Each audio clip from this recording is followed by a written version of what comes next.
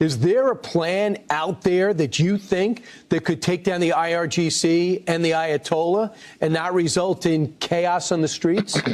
There is no doubt in my mind that there's an absolute plan that we can execute to take down the civilian and military leadership of Iran, the entire IRGC infrastructure that sustains them, their defense industrial base that helps sustain them, the leaders of the militias and the infrastructure that's out there repressing the people, take down dramatically their entire rocket and ballistic missile program and do it comprehensively that would deny them to have holistic retaliation attacks on the United States bases or on Israel. Let's dive straight into one of the most dangerous and misunderstood relationships in the world today, the United States and Iran. On the surface we see diplomats shaking hands, holding talks, and speaking the language of peace. But behind closed doors a very different story is unfolding. One filled with secret warnings, shocking admissions, and loud voices calling for total war. How can two rivals be talking about negotiation while at the same time preparing for conflict? Even the US admits it helped the recent protests in Iran. When you peel back the layers, what emerges is a risky strategy and a deep gap between what the public is told and what is really happening. It all begins with a small moment of hope as US and Iranian officials quietly met in Oman for their first direct talks in months, a rare pause after years of tension. For a brief moment, it feels like both sides might be stepping back from the edge. From Tehran, the message is careful and cautious optimism. The story seems to start with a little glimmer of hope, right? You've got US and Iranian officials sitting down in Oman for direct negotiations, the first time they've done that in months. After all the tension, this looked like maybe, just maybe, a step back from the edge. Iranian foreign minister said that it was a good start. The dialogue has begun. But he also pointed out the elephant in the room. The main challenge is the lack of trust. Given the history, you can see why. But as the diplomats were getting ready to talk, the US issues a warning. And the tone from the American side was dramatically different. This wasn't about building trust. This was about making a very, very clear threat. Diplomacy moving forward. The president has obviously been quite clear in his demands of the Iranian regime. Zero nuclear capability is something he's been very explicit about, and he wants to see if a deal can be struck. And while these negotiations are taking place, I would remind the Iranian regime that the president has many options at his disposal, aside from diplomacy, as the commander-in-chief of the most powerful military in the history of the world. This isn't a negotiation between equals. It's an ultimatum. It's talk or else. So where is all this hardline talk coming from? Well, it's being fueled by a very specific story, a narrative about the recent unrest that's been happening inside Iran. It tells a completely different story. And you have to understand this piece to see the whole picture. Donald Trump posted a message on Truth Social saying Iranian patriots keep protesting. Help is on its way.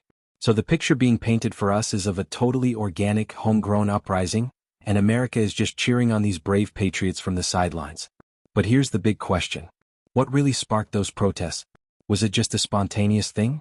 Well, a recent pretty jaw-dropping admission in a Senate testimony. And what we have done is created a dollar shortage in the country. At a speech at the Economic Club of New York in March, I outlined the strategy. It came to a swift and, I would say, grand culmination in December, when one of the largest banks in Iran went under. There was a run on the bank. The central bank had to print money.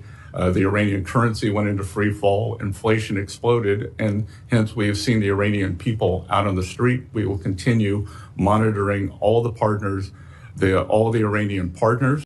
What he actually says is that we created a dollar shortage, the Iranian currency went into free fall, inflation exploded, and hence we have seen the Iranian people out on the street. Wow. So the protests weren't just supported by the US, they were the direct intended result of an economic attack. The goal was literally to crash the economy to get people onto the streets. And make no mistake, this wasn't some accident. The testimony called it a long-planned operation, and the timeline really lays it all out. You see a meeting between Trump and Netanyahu in late December. Then the US strategy hits its peak and a major Iranian bank fails. What happens next? January 2026. Widespread protests erupt all across Iran. And right on cue on January 13th, Trump posts help is on its way. It's a clear, coordinated sequence of events. This just perfectly shows the massive gap between the public story and the reality on the ground. The public rhetoric is all we're supporting brave Iranian protesters, but the admitted reality, we're intentionally crashing their economy to make people rise up. Two very different stories. To many officials in Trump administration, the U.S.-sparked protest is a great opportunity to be seized.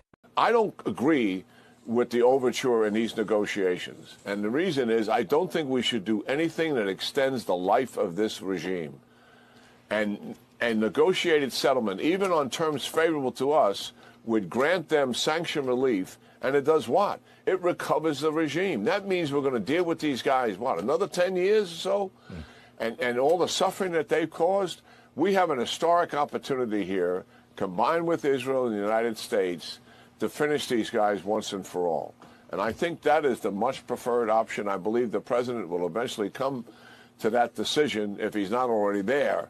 In his own mind, he just wants to see what's going to happen with these negotiations. Well, let's put it in perspective. When the U.S. invaded Iraq back in 2003, they used a force of about 300,000 ground troops. Now look at the situation today for this much bigger, more ambitious plan for Iran. The number of ground troops available for an invasion? Zero. None. And it gets even more concerning. Military analysts estimate that U.S. forces in the region can only sustain a high-intensity all-out war for a maximum of about 10 days. 10 days after that, they start running dangerously low on critical munitions. The missiles and bombs you need to fight a war. Iranians already know this. We're talking about a country that's 3 to 4 times bigger than Iraq. And they've had years, decades even, to prepare for exactly this kind of attack. They have already spread out their forces, hidden their assets, and their whole plan is likely just to ride out that initial 10-day storm and then hit back. If all this confidence about a quick, easy victory sounds a little familiar, it's because, well, we've heard this song before. Remember this quote. The outcome is clear.